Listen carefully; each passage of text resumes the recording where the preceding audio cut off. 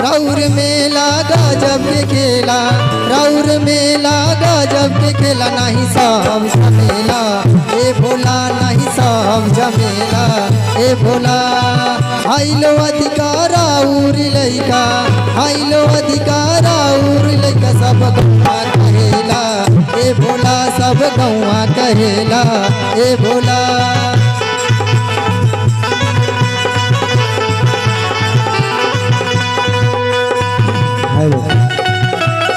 अभी कुछ देर में शंकर जी की झांकी निकलने वाली है। आप सभी भक्तगण से अनुरोध है कि बस झांकी देखें और झांकी का आनंद लें। बेटी बेटी तालियां बजा के आप लोग भजन का आनंद लीजिए। क्या बात है, जय हो।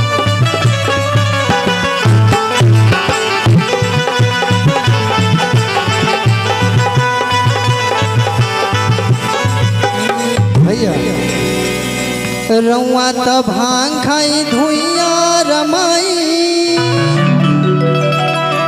सब देखे लचलाए भोला। रउआ त भांग खाई धुइया रमाई, सब देखे लचलाए भोला। कहली सच जमरुआ से बाचे, कहली सच जमरुआ से बाचे, भर घरवा पिएला ए भोला, भर घरवा पिएला ए भोला।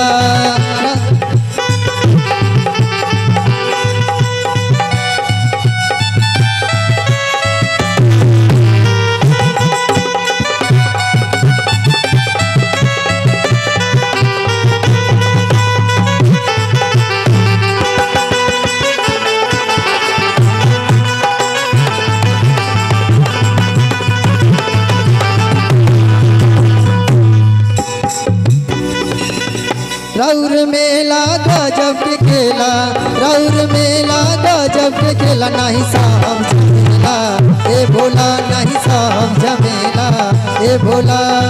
आइलो अधिकार राउर लइका, आइलो अधिकार राउर लइका, भर गौवा कहेला ए भोला, भर गौवा कहेला ए भोला। तालियां बजती रहे आप लोगों की, क्या बात है।